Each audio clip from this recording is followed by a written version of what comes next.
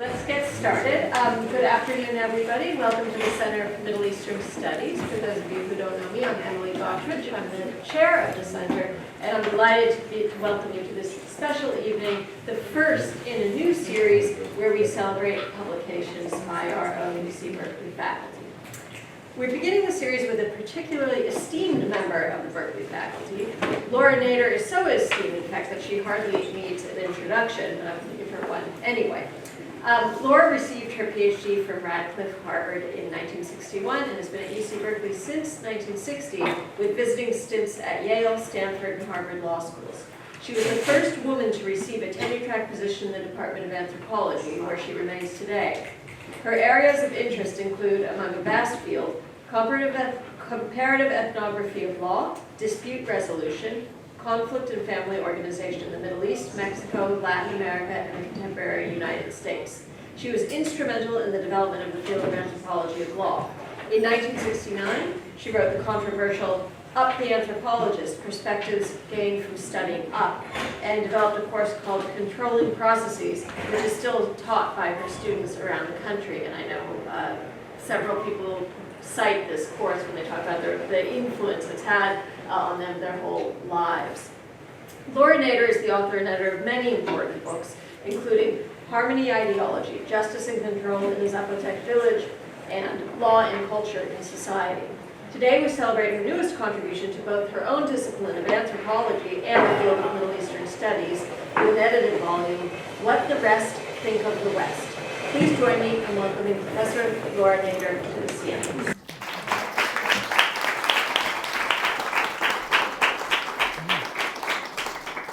Thank you very much. I'm really delighted that you've launched these book talks because we need more intellectual give and take on the Berkeley campus, which we haven't had ever since I came here. Elizabeth Colson, my colleague, used to say, Berkeley is very parochial. So I thank you for initiating this, and I'm very happy to be here today. Well, is there a possibility you could have a microphone? I do have a microphone. Do you want to? What? It's not oh, that's for the camera? Yeah. There's no microphone? It's not one that amplifies, so just speak up. If you can't, there are some seats in front if you and if you can't hear me, put your hand up and I will try and speak louder. I have to confess that I do have a tendency to mumble sometimes, and my father tried to correct it with no luck until finally one day he said, I'm so glad you will never go hungry. And I said, why is that? And he said, because if you don't have any food, you'll eat your words. So I don't feel bad about your telling me you can't hear me because I do have a tendency not to speak loud enough. Okay, I want to give you some background on why I wrote this book and how it came about and why it took 30 years, because that's what it did take. And I think that every first-generation child, no matter what country your parents have come from, have undoubtedly heard your parents talk about the difference between the land of the free that they came to and the land that they came from. Sometimes it's good, sometimes it's bad, sometimes it's in reaction to the first-generation child asking a question. And I thought I would start with the questions, just so you get a sense of what I'm talking about. I remember as a kid, maybe in the 3rd and 4th grade, coming home and saying to my parents, why don't Arab men treat their women better? And she said to me, when you grow up, you will learn that Americans treat their women worse than any society in the world. Now that's pretty extreme, but I think what she was talking about was the hidden material on American women that gets evaporated because we keep pointing the finger there. And we say, you Muslim women, you're not being treated very well, as if we were. And I think the interesting thing is, we're treated differently, but we're both patriarchies.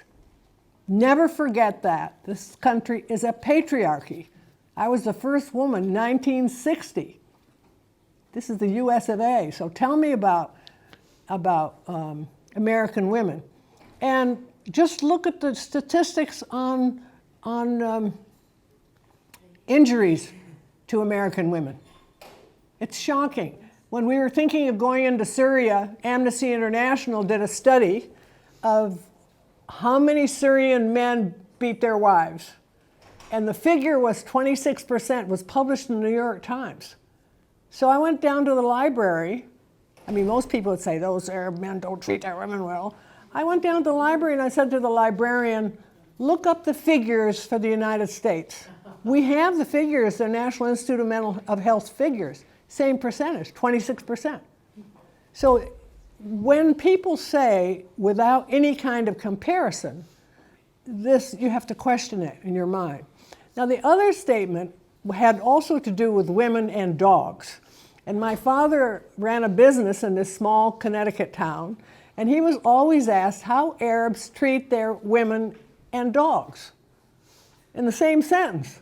And so he said, they treat dogs like dogs. As for women, in the Arab world, it's like this. In the United States, it's like this. And he was referring to the fact that there's segregated positions for men and women, division of labor there, and here it's hierarchical. And again, if you don't believe that, just look at what happens on the campuses in every campus in the United States. Read the Chronicle of Higher Education and you'll see what I mean. So I think that's not a unique experience. I think every first generation kid probably gets some of that at home in one form or another. Now, there is more indoctrination that comes with schools, and one was, the other is mute. We speak, but they don't. So even in anthropology, we used to say we have to give the other a voice. And I used to say, what do you mean give the other a voice? Just listen, they're talking. And they were talking. And they've been talking since 600 AD, which is part of the subtitle here. So I studied at Harvard with Clyde Kluckhohn, and he wrote a book called Mirror for Man. And Mirror for Man was a very interesting minority view in anthropology at that time. It was that we study others to understand ourselves. Now, not many people think of anthropology, not many anthropologists even think of that, which is why I wrote Up the Anthropologist, because I thought we should study up, down, and sideways. And if we come to the conclusion that there's a lot of violence in certain parts of the world, maybe it's related to the fact that we create the violence. If we come to the conclusion that there's violence in East Oakland, maybe it's because the banks are not, redlining East Oakland, and if they basically applied the laws, there wouldn't be slums like that. So you have to look at these things, and slowly I came across a Carlton Coon's reader on anthropology, and that was when he had an excerpt from Ibn Fadlan, and that really opened my mind. Here was this guy who was sent by the caliph in Baghdad in the 9th century, 900 whatever, to go up the Volga and missionize. And he bumped into, I'll say a word or two more in a few minutes, he bumped into the Vikings. And he wrote a book about it. So that was pretty early on that he was noticing things. And I will just mention here, one of the things he noticed, don't take offense at this, is the Viking women were semi-naked. And if you look at how, I mean, I am Ibn Fadlan every day on the Berkeley campus.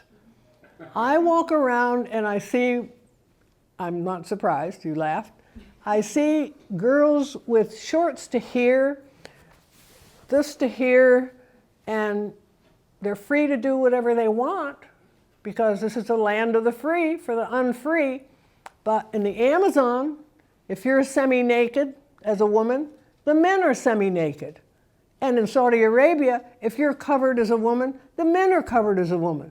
The only culture in the world that I've been able to come across Western, Anglo-American, Western American culture where women are relatively undressed at the same time as their men are dressed. And I'm writing a piece with a designer about that because I don't have an answer to that. I think it's kind of interesting. And does it have anything to do with what's going on when you have international fashion that takes this form of dress to places where it's not acceptable, and women walk down the street, they think they're internationally cosmopolitan, and they may get attacked. So what are you saying? I mean, what are you saying? I don't know what this means. That's what I want to find out. So the curiosity about these things. Now, when I first started teaching about the other and what in the West and so on, I used Edward Said's Orientalism.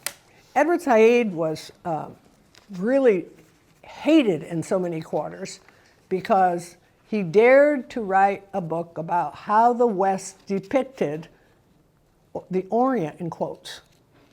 And he said the opposite is not possible because the opposite don't have power. So this depiction, this representation, only happens if you have power. It's not true, as you'll see. So that was a challenge to me. I taught a seminar. First it was called Orientalism, Occidentalism, and the Control of Women, and that was about patriarchy. It was an article I wrote. Couldn't get it published in the United States. It was fascinating. The reviews that came in, they said, is she trying to defend Islamic women? No, I was just saying, these are two patriarchies, and each one controls the woman by saying how bad it is over there. You Chinese don't do this. That's the point the finger, but the finger today is mainly pointed to Islam. You Muslims don't know how to treat your women well. Women are not treated well in any state in the whole world. They're the ones that have personal injuries. They're the ones that are killed by their partners because every state in the world is patriarchal. So I couldn't get it published here, no US publisher. I tried to get it published in a couple of anthropology journals.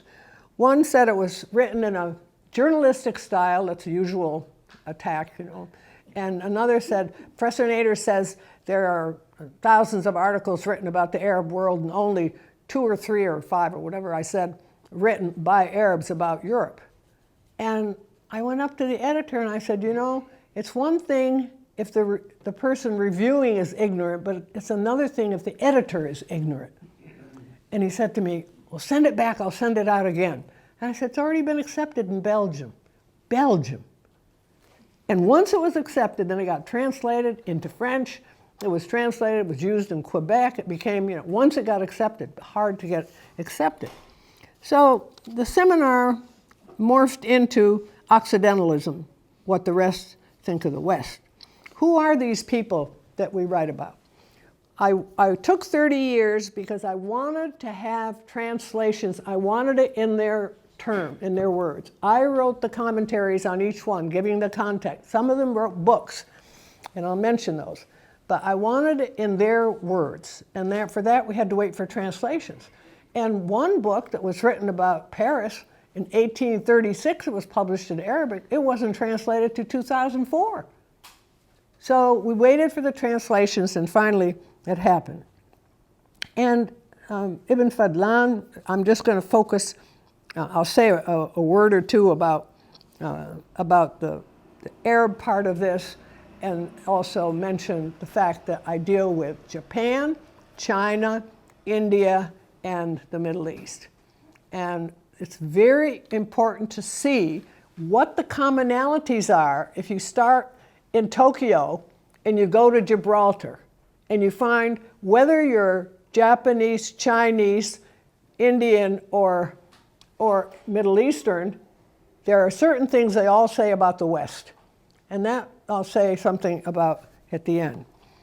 But Ibn Fadlan, interest in Scandinavia, Russia, he got up there when one of the kings, one of the leaders was dying or died, and he watched the whole ritual. And the ritual was that you had a woman volunteer to be killed to be buried with her leader, which is really, it's like sati in India was. It's violent, it horrified him. And they burned her after killing her and having sexual, everybody could have sex, all these men were having sex with this woman who had donated her body basically, and then they burned her with her leader in this ship. And you don't have to believe Ibn Fadlan. There are other reports on this sort of thing. The archaeologists have reported on this. But that horrified him. And what was interesting is one of the Vikings, one of the Rus, said to Ibn Fadlan, "We do it better than you Muslims," because there was Islam now going into that area. "You bury them into the ground and the worms eat them up, and it takes a long time. We burn the bodies and they go to paradise immediately when the ship is burned." And he reported that. That was what was interesting. So in all of these reports, they don't just say what they think. They say what the people are saying to them. So, and they compare, as you'll see. Amin Maalouf wrote a book about the Crusades in the 11th, 12th, and 13th centuries, written from the point of view of Arab historians. Now, a lot of Americans say, Arab historians? They're Arab historians? I mean, this is very today. We did a book called Forces of Change about Arab women artists, and it was stunningly attended in Washington, D.C., the opening of that, because people said, Arab artists? Arab women artists? They had more people go to that than had gone to anything at the Women's Museum of Art in Washington. And what's interesting is these things that I'm talking about are still there. They're not something of the past. They're still there. So they're very lasting configurations. And he reports that what these people say, the historians, they say, you know, these Franks, the Western Crusaders, and of course the Europeans are converts to, they only converted to Christianity in about 300, 400 AD, and there's nothing worse than a convert. So when the converts, you know, went to save Jerusalem, they couldn't tell a Christian from a Jew, from a Muslim, and so they just killed them all. They took all the Jews, put them in a synagogue, and burned the synagogue. They were barbarians to the Arab historians. And the way they did their medicine, they commented on. Barbarians, they said. Instead of dealing with a wounded foot, wounded leg, they just chopped it off. And we know how to do that, but they don't know. What was interesting about many of those historians is they weren't racist. They said these people need to be educated. They didn't say these people are all one color and therefore it's hopeless and so on. No, they said these people need to be educated, and we can educate them, which is amazing given the horrible things that happened to the Crusades. And one of the points that Amin Maalouf is making is they never forgot. The Crusades are as clear in people's minds in the Arab world today as if they happened yesterday for many of them. And many of them think that what's going on now is a crusade, because every single country the United States has gone into has been Muslim and Arab in some ways. Every single country. And all Muslim, many Arab countries, and so on. So he did a service. Next one was a piece from about Napoleon in Egypt. What in the dickens was Napoleon doing in Egypt? 1798. He goes into Egypt, and they don't know what hit them, just like they didn't know why the Crusaders came either. This historian, Al-Jabarti, is an amazing historian because many of these people were, in quotes, objective and subjective at the same time. In fact, they were so objective and subjective that it made me question objectivity as a concept, which I don't think really exists anyway, but we tout it. You always have to remember you see with your own eyes. So there's no such thing as objectivity. But what Jabarti did is he talked about the barbarian French soldiers, how they behaved publicly and elsewhere, the fact they taxed people. He also criticized the Egyptians for being in collusion with them. And that's what was very interesting. He didn't just say, it's us against them. He said, you know, some of these drips, Muslims Copts and various people. They're in collusion with Napoleon's people and so forth. And Napoleon, of course, got up and he gave a speech about, we're bringing you democracy, we're bringing you liberty. It's almost like the speech that Bush made when we went into, Iraq. And it's the same speech that the British made when they went into Iraq. The speeches are very much the same. We're going to save you, the salvation mentality, but in the meantime, we have to bomb you to do, blah, blah, blah. So Aljabarti, that was 1798 to 1801. He wrote about these atrocities. He had the self-critiques in there, and it's very to date. What's interesting about his book is Napoleon brought his own historians so that they wrote their own version. And that could be like, the American version of Saving the World, we're the policemen of the world. I mean, that's exactly what his was. One of my favorites was Al-Tahtawi. He was sent by Muhammad Ali after Napoleon left. They were there 3 years, the French. He was sent in 1826 to Paris to study the French because they're interesting people. Where did they appear? They appeared out of nowhere. We don't know, who are these people anyway? So he goes with about 26 students from Egypt. They learn translation. They learn about engineering. They learn about the technology that they have because that was what struck them, the technology that Napoleon had in his hands. And he stays 6 years.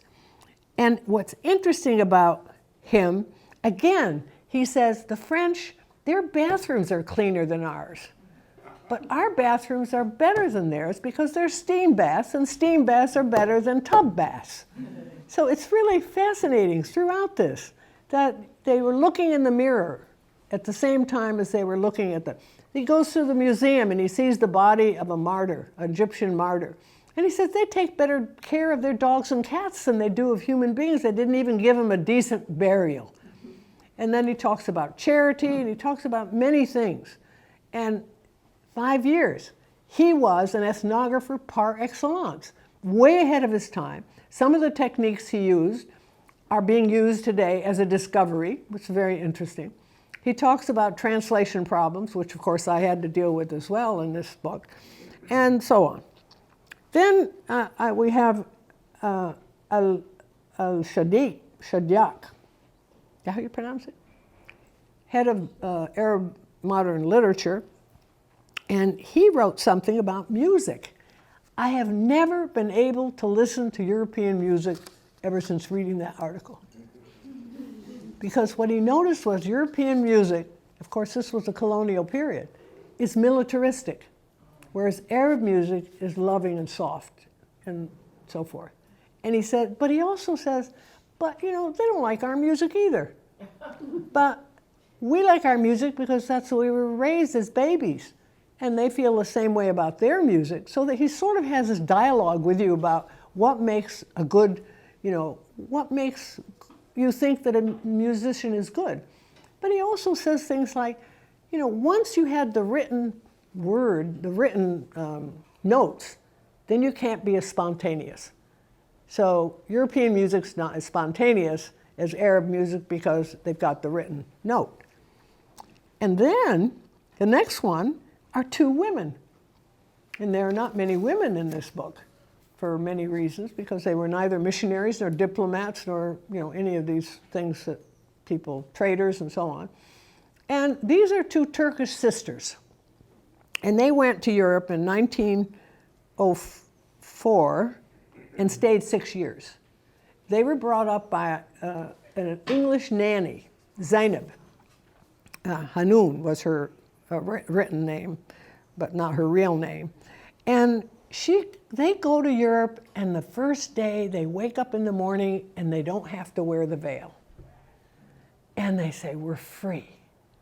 This is what European women have been able to enjoy. And then slowly and slowly and slowly over 6 years, they realize the form of imprisonment that European women are in. The fashion, the language that they speak or don't speak, they list all of these things, the way in which they don't have freedom. Of course, the English feminist movement is going full strength, So the English feminists get together with these Turkish women. 6 years they stay until they can't stand it anymore. They can't stand the noise in the cities. They can't stand the chatter of the women who are intelligent but don't seem to be able to use their intelligence in decent conversations and so on. And they go back and are happy to go back to Turkey. 6 years. They comment on hospitality. They practice the practice of Christianity, which gets a lot of attention, by the way, because when you go missionary, when you send missionaries out and you tell them how Christianity is good, Christianity, and you'll see with the Indians who go to Europe, the Indian observers that have become Christians, that have converted, and then one of them, very famous, was asked if he would like to comment on this trip to England. And it was all about hypocrisy. If you're really Christians, why are there poor people? Why are there homeless people in the streets if you're Christian? So the hypocrisy became a theme for many of these observers. And then I have more recent ones, Ahmadinejad, Iranian, president of Iran. And he writes a letter to George Bush along those same themes. And he said, letter to the US president. Now, Ahmadinejad was made a fool, described in the United States as a fool. He was not a fool. He was an engineer. He was anti-Shah. He lived during that period. He has a doctorate in transportation engineering. He was a mayor of Tehran beforehand. His wife is also an engineer. So we're not just talking about, anybody that you can slough off like the newspaper, the media here do.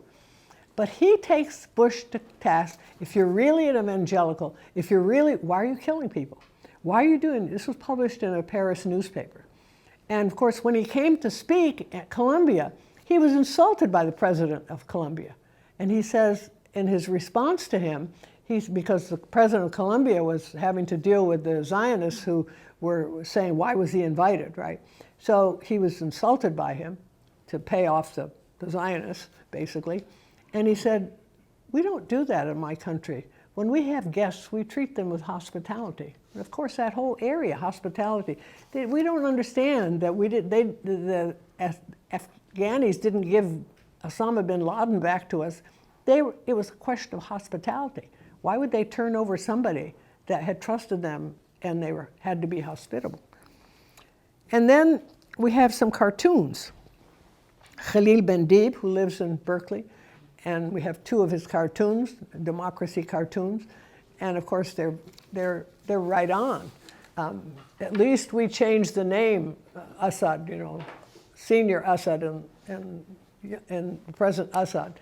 At least we changed the first names, but you have George Bush and George Bush.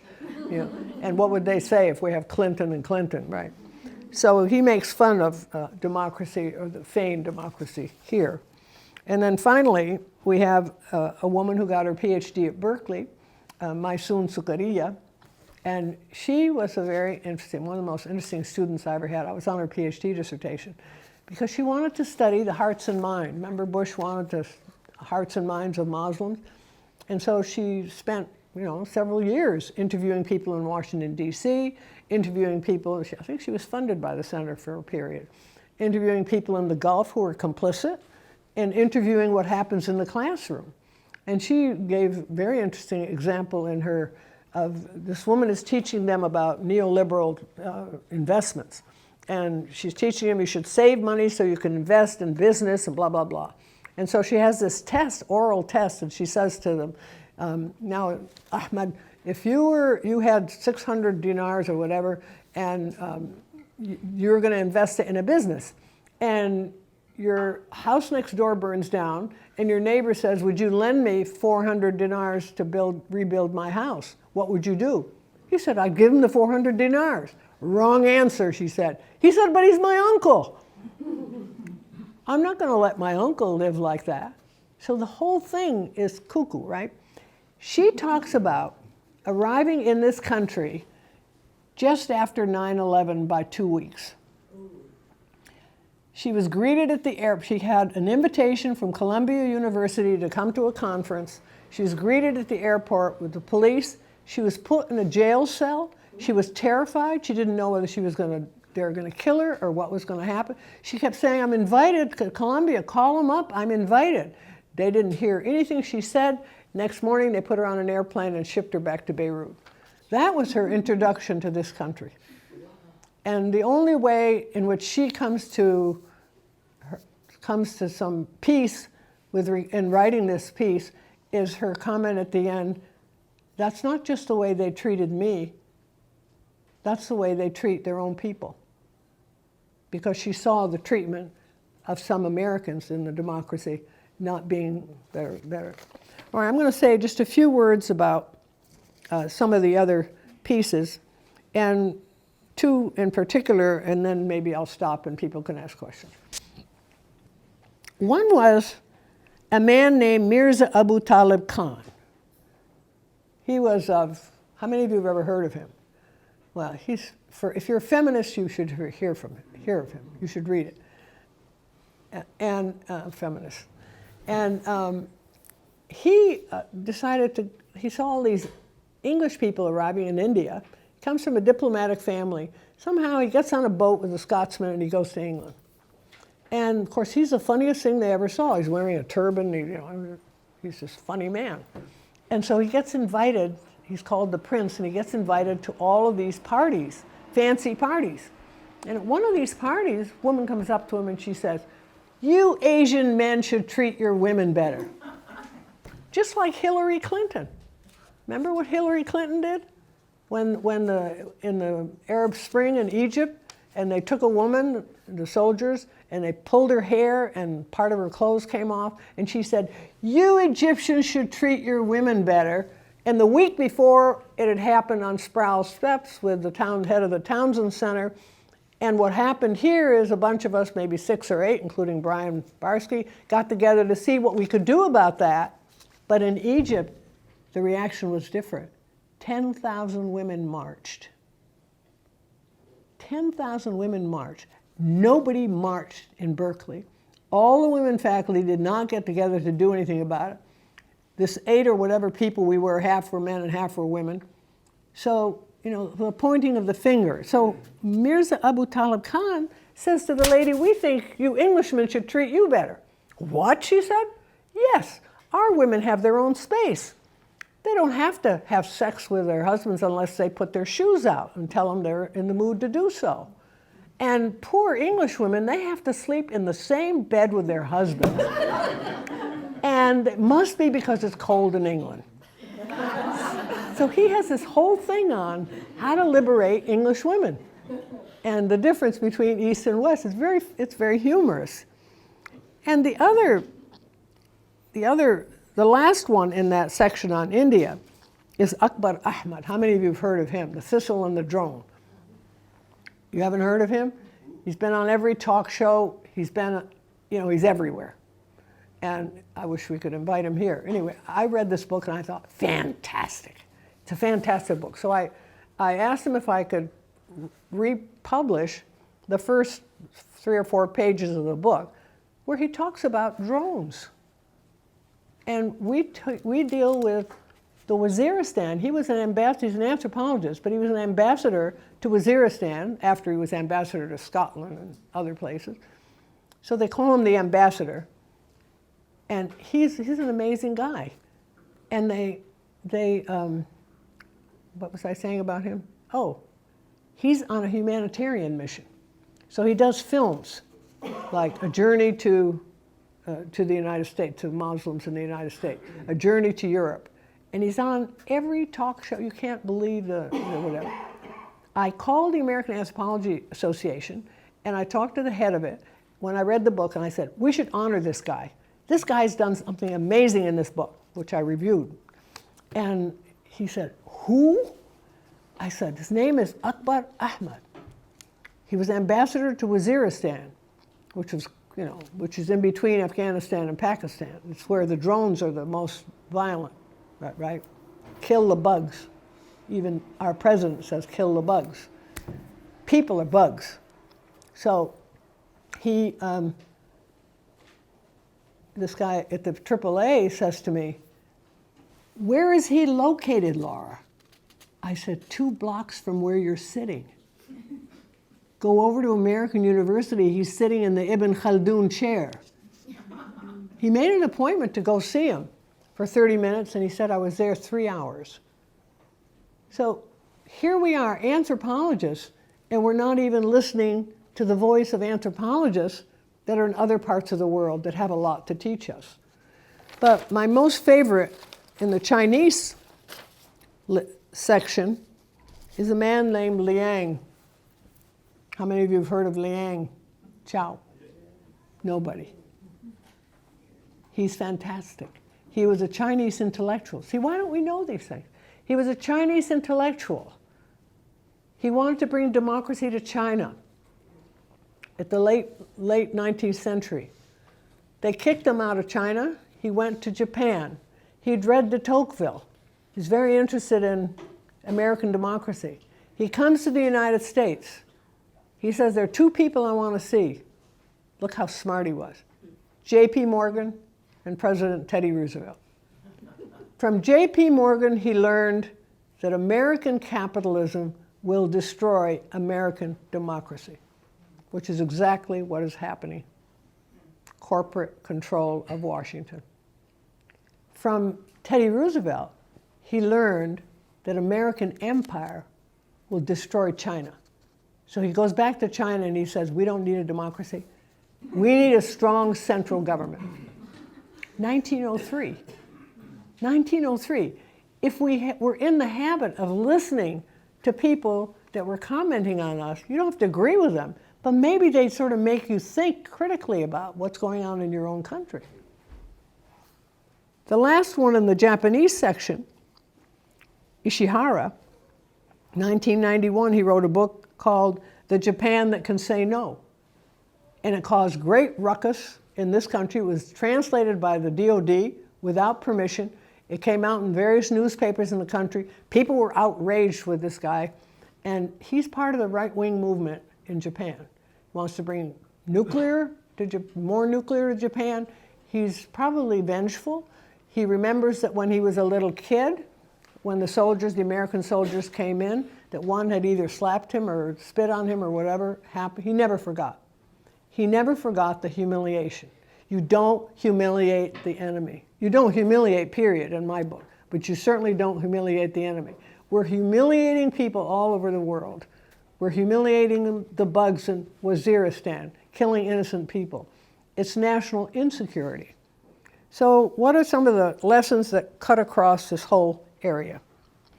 One is something that's said from Tokyo to Gibraltar, and it was uttered in the faculty club here to me by a Moroccan governor who I was arguing with him about nuclear power. Why did you buy all these nuclear reactors up and down the Moroccan coast? And he argued with me, got so angry at me at one point, he said, look, they bought them from the French. He said, the French, they have no culture, they have no civilization, but they do know technology. And when I said that to my colleague Paul Rabinow, he said, the French have no culture? They all say that. We have technology. The Japanese were probably the first to discover that that was our power, the West, power in the West, technology. And they were ready before some of the others. There's books that have been written on that now. So the other things that cross all this area is the reciprocal negative comments. The Japanese think that we look like monkeys when we dance, and we think they look like monkeys anyway, or whatever. And they say these things in this writing, the first Japanese to come to the United States. And human rights violations, here in the United States, they're now published in China, our human rights violations. So for a long time we'd say, the Chinese, look how they treat their prisoners in jail. Well, how do we treat our prisoners in jail? I'm not talking about Guantanamo, I'm talking about California jails. And the place of women and children. The earliest Chinese visitors to the United States said, this country will not last long. Why? Because they don't treat children well and they don't treat ancestors well, the old. You could hardly deny that. Just look at the debt that we have our young people in, student debt. What country in the world that thinks it has a future would have student debt like we have? And what country in the world would have places like Aegis, which is like a penitentiary. And denial, self-deception across the board. So they talk about hypocrisy. Denial. We are in denial in this country. And many countries are in denial. How do you get out of denial? You listen to what other people are saying, what other people may be writing. So I learned a lot putting this together, and I hope those of you who read it will learn as well. Thank you.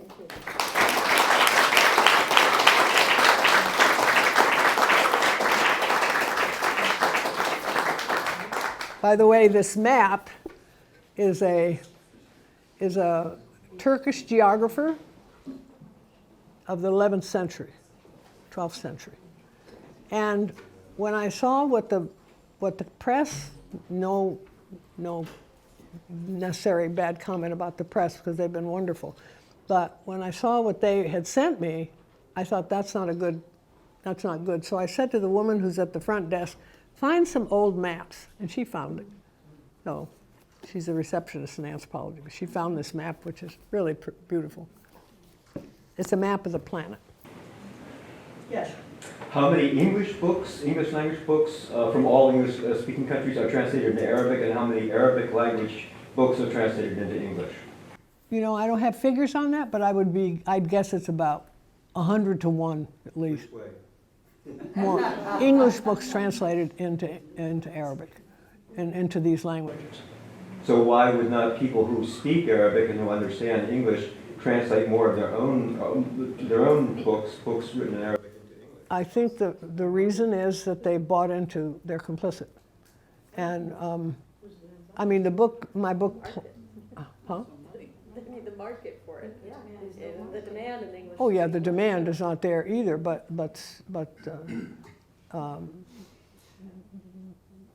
for example, the last book I did was called Culture and Dignity.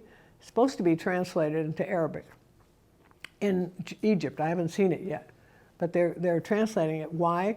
Because a Moroccan friend who did the front cover for that, actually, an architect, told me he thought it would quiet things in the Arab world if it was published. And so does it quiet things here? I mean, if you read that, sort of many things in it are very obvious, but I think it'll probably sell better in the Arab world because it's all about stereotyping. It's all about taking the thing apart and showing what's going on. Good question. Yeah, I'm just adding to this point. I'm a graduate student here, but I'm from Egypt, and I was working in a center of Islamic literature and history of Islamic philosophy in Egypt. And the main reason these books are not translated because we don't have money for it.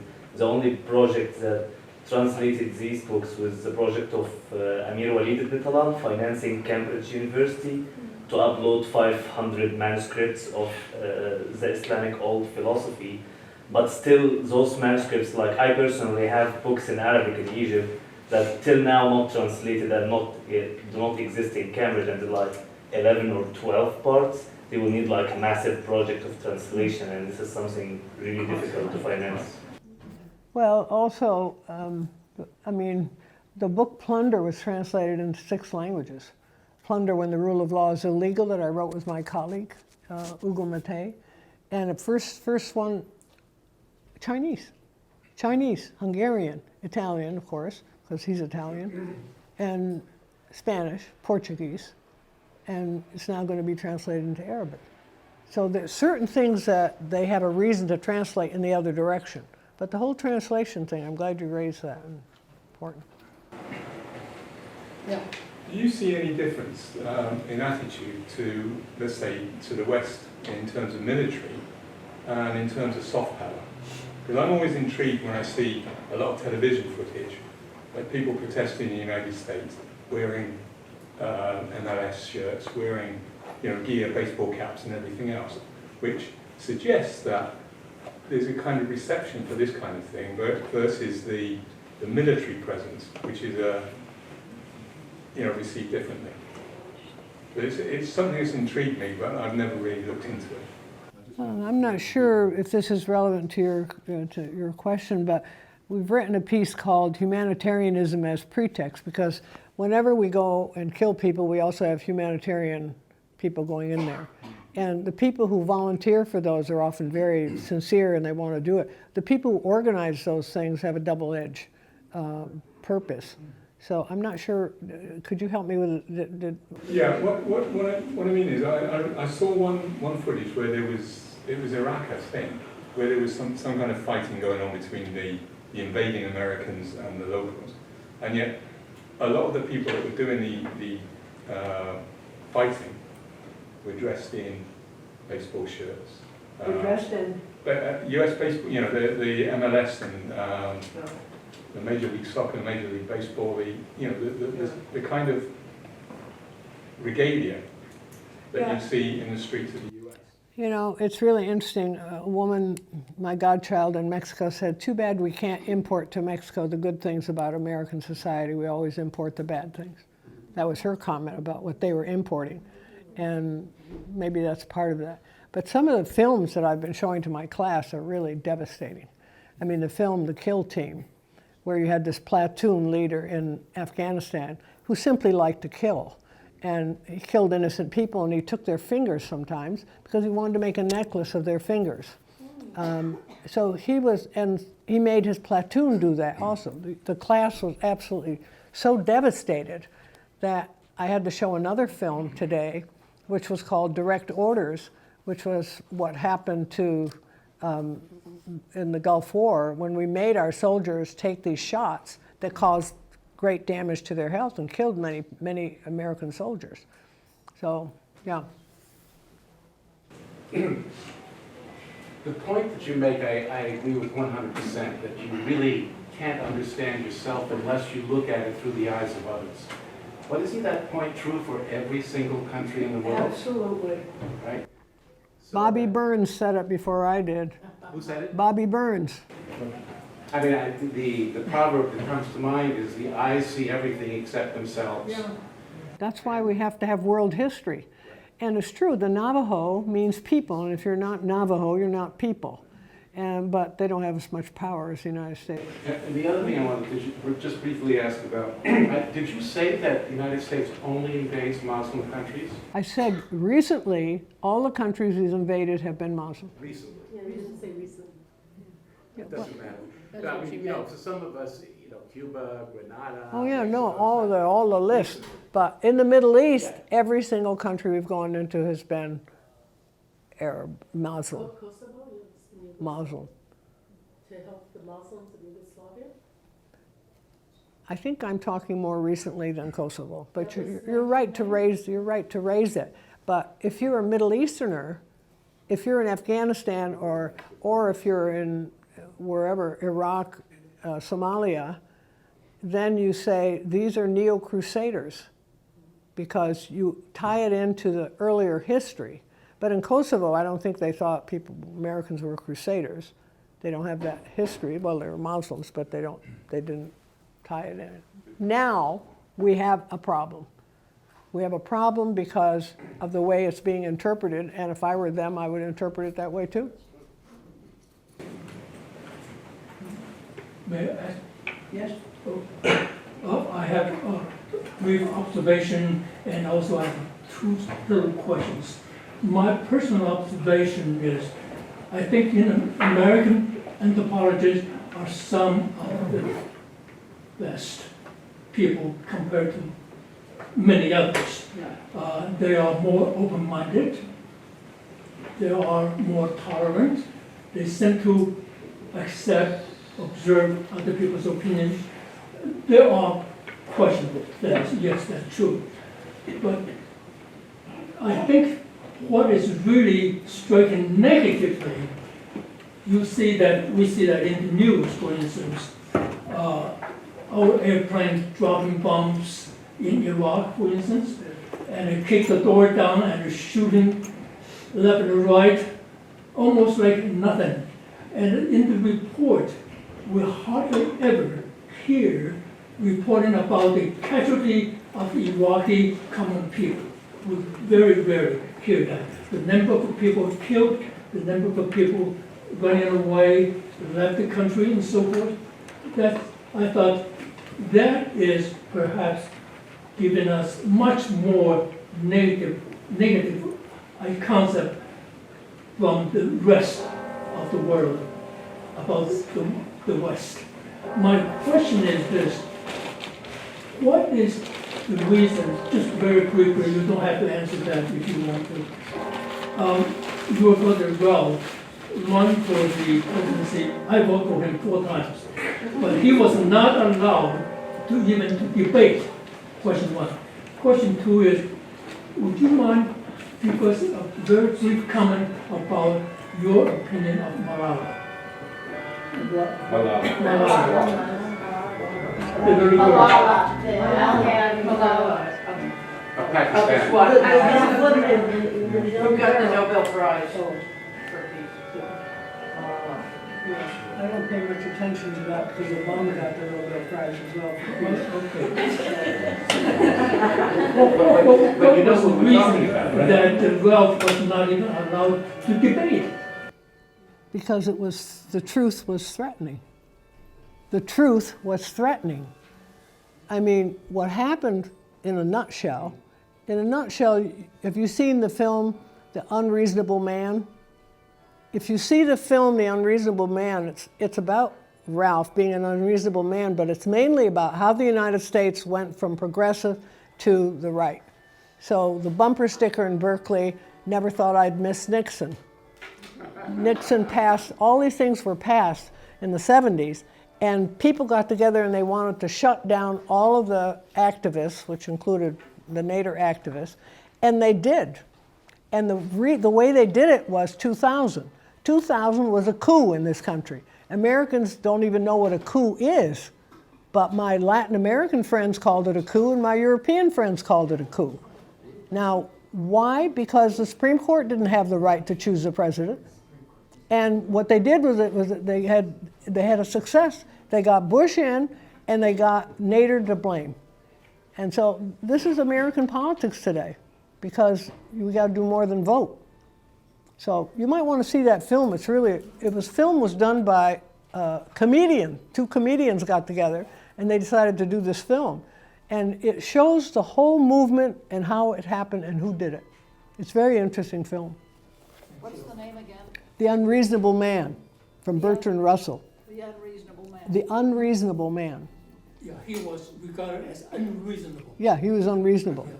And when he ran, people would say, well, you're going to lose your legacy. And he said, what are people going to do? They're going to take airbags and out of the cars? I mean, what legacy? Who cares about my legacy, he said. But it's very interesting how people, anyway, you should see, the film is a wonderful film. You have a fine brother. Yeah. I have fine parents. My parents were. That's true. Yeah. We all sat at the same dinner table. Yeah. Anybody else? Thank you very much. Thank you. Thank you. What gives you hope? For instance, International Criminal Court, the Middle East, International Criminal Court, the price of drones flying over IDF approaching zero, and the internet, was the huge migration of refugees that we're seeing right now, is that caused by the internet? They realized, my gosh, they're living this way, this close, we're going to walk. Desperation, the walking into Europe, but most Americans don't realize it's connected to Bush's going into Iraq and Afghanistan. So but your first part of your question had to do with hope, I think you said something about. What gives you hope? Yeah, but history changes. Criminal Court? History changes. What's going to change about the International Criminal Court are the Africans, because the African Union, they say, how come 14 of leaders who have been taken to the criminal court are all African leaders? You mean Bush shouldn't be there? You mean they just go through Blair, shouldn't be there? They go through all the Western leaders that should be there, but no, they're picking on the Africans. So it might happen through the African courts. Now what's interesting about that, and I'll just say this, and we can talk over whatever. Interesting, when Gaddafi was killed, and that whole thing of Libya was a total disaster. When Gaddafi was killed, there's a writer for the London Review of Books that asked the question, did Gaddafi have to go? And that's related to your question, because he said Gaddafi was already he was doing everything the West wanted him to do except one thing. He was supporting African Union. He was organizing Africa, and that's what they did not want. That was this guy's analysis of why Gaddafi had to go. So it's I hate to use the word complicated, but it is. But remember, history changes. It's not always. On that note, I invite everybody to stay for a reception in honor of Professor Nader's long career and her most recent publication. So thank you very